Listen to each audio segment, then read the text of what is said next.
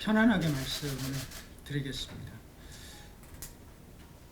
이미 보도자료로 제가 하고 싶은 얘기를 드렸기 때문에 그 얘기는 보도자료로 대신하고 여러분들께 제가 출마하는 이유에 대해서 편안한 마음으로 말씀을 드리겠습니다. 끝날 때쯤 혹시 필요하실까봐 기자회견문에 한두 군데를 읽는 것으로 하고 제 말씀을 잠깐 드리겠습니다.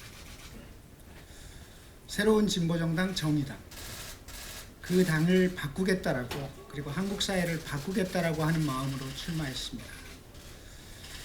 당권에 도전하는 입장에서 아침에 심상정 후보의 기자회견을 봤습니다. 감동이 없었습니다. 지난 5년 동안 해왔던 얘기들이고 늘 같은 말의 되풀이였으며 실제로 실천으로 이어지지도 않고 실천할 의지도 없었던 것이 정의당의 과거였습니다.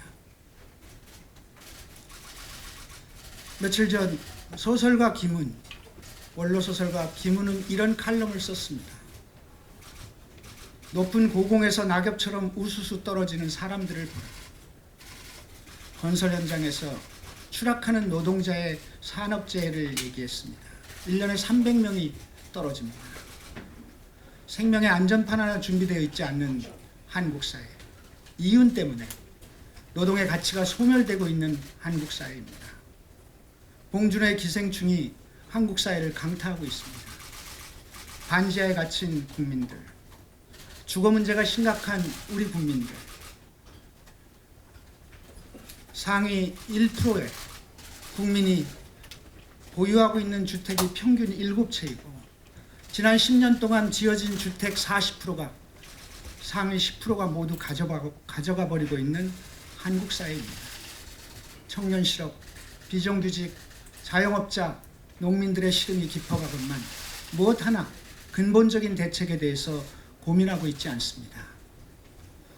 어느 정치 세력도 어떤 정당도 이런 문제에 대해서 보다 근원적인 질문을 던지지 않고 있는 것입니다. 그래서 어디 떨어지는 것이 건설 노동자뿐이겠습니까? 어디 반지하에 갇힌 것이 세입자들 뿐이겠습니까? 국민들이 추락하고 있습니다. 국민들이 반지하에 갇혀 있습니다. 보다 급진적이고 근본적인 대안을 가지고 얘기해야 될 때라고 저는 생각합니다. 대안이 없다는 이유로 혹은 이윤을 앞세운 기업들의 공세가 너무 심하다는 이유로 지금 할 수 있는 게 없기 때문에 이 안에서 작은 변화를 얘기하는 것으로 한국 사회를 바꿀 수 없습니다. 그렇게 말해왔고 그렇게 얘기했던 서구의 3인주의 정당, 진보 정당의 몰락을 보고 있지 않습니까? 직전 선거에서 대통령으로 집권했던 프랑스 사회당의 지지율은 현재 6%입니다. 독일 3인당은 총선 이후에, 종전 이후에 최악의 성적표를 받았습니다. 그들은 대안이 없다고 말했습니다. 어쩔 수 없다고 얘기했습니다. 저는 과감하고 분명한 전환을 얘기하고 싶습니다. 우리 사회에 대한 근본적인 질문을 이윤을 앞세운 자본주의가 가져온 한국 사회의 피폐한 국민들의 삶에 대해서 보다 분명한 메시지를, 보다 분명한 질문을 솔직히 던지고 싶습니다. 민주적 사회주의라고 하는 이름을 들고 나왔습니다. 오래된 가치라고 생각하실지도 모르겠습니다. 누가 사회주의라고 하는 말을 두려워하십니까? 그것을 두려워하는 사람들은 누구일까? 사회적 불평등과 차별이 너무나 심각한 이 한국 사회에서 지금과 같은 세상 말고 다른 세상에 대해서 얘기하는 것을 왜 두려워합니까? 왜 그것이 낡은 가치입니까? 이 얘기를 하려고 합니다. 구체적인 정책에 대해서 차근차근 채워나갈 것입니다. 오늘 전해드린 출마 선언문에 저는 3개의 주요한 정책 과제를 제시한 바 있습니다. 아주 구체적이고 세밀하게 한국 사회의 변화를 위한 얘기들을 선거 과정에서 하도록 하겠습니다. 그것에 걸맞는 당의 모습을 갖도록 하겠습니다. 소통의 리더십과 동행의 리더십을 갖겠습니다. 유력 정치인이 통제하는 당이 아니라 당이 정치인을 통제하는 민주적인 정당을 만들겠습니다. 소통과 민주주의 참여가 일어나는 당을 만들겠습니다. 여의도를 통해서만 세상을 바꿀 수 있다고 믿는 당 지도부에 대한 준열한 경고와 함께 지역 정치와 사회운동과 함께하는 진보정당 운동의 모습을 보이고 싶습니다. 가능한 얘기입니다. 또한 지금 그것이 이루어지지 않는다면 정의당은 민주당과의 차별성도 국민에게 희망도 줄 수 없다고 생각합니다. 저는 당원 여러분에게 그리고 국민 여러분에게 분명하게 이번 선거를 통해서 한국 사회 진보정당이 이제 어떤 가치를 가지고 국민들에게 과감한 전환을 설명해야 할 따인가 하는 것을 분명하게 말하겠습니다. 아침 뉴스 들었습니다. 출근길에 뉴스에서 어대심이란 말을 썼습니다. 어차피 대표는 심상정. 이는 진보정당인 정의당에게는 매우 심각한 발언입니다. 어차피 대표는 심상정이라고밖에 얘기되지 않는 것이 오늘의 정의당이라면 누가 정의당의 주인이며 이 정의당에 대한 국민의 판단은 무엇이며 만약에 심상정이 없다면 정의당은 어떻게 되는 것인가? 진보정당은 그렇게 움직여서는 안 됩니다. 훌륭한 정치인, 국민에게 사랑받는 대표 정치인 반드시 필요하고 심상정 후보가 그런 역할을 했던 것을 전혀 부정하지 않습니다.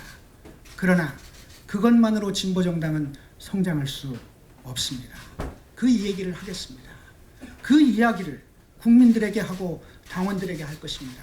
이번 선거를 통해서 한국 사회의 전환을 놓고 정말로 어떻게 바꿀 것인지에 대한 논쟁이 벌어지기를 저는 기대합니다. 당 안의 작은 선거가 아니라 국민들에게 얘기할 것입니다. 이제 한국 사회를 어떻게 할 것이냐, 이제 어떻게 한국 사회의 전환을 만들 것인지에 대한 화두를 던져보고 싶습니다. 저는 여러분들이 도와주셨으면 좋겠습니다. 작은 후보이지만 이 후보가 전하는 메시지에 대해서 그리고 진보정당 20년 역사에서 이제야말로 진보정당의 길을 놓고 양경규와 심상정의 길을 놓고 대판 싸움이 붙었다는 것을 확인시켜 주셨으면 좋겠습니다. 저의 바람입니다.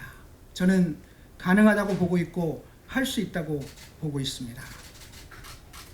여러분들께서 이 선거를 정말로 한국 사회를 위한 중요한 선거로 인식하고 함께 해주시기를 당부의 말씀을 드리겠습니다. 준비되지 않은 원고, 제가 여러분들에게 편안하게 드린 얘기는 이것으로 마치고 한두 줄만 읽도록 하겠습니다. 저는 이번 선거 과정을 통해 민주적 사회주의를 지향하는 정의당의 기본 노선과 정책을 분명하게 제시해 나갈 것입니다. 우리 사회의 전면적 녹색 전환, 소득주도 성장론의 한계를 넘어서는 보다 근본적인 소득 격차 해소, 주거 문제를 중심에 놓는 자산 재분배를, 이 중요한 3대 정책 과제를 분명하게 실천하고 제시해 나가도록 하겠습니다.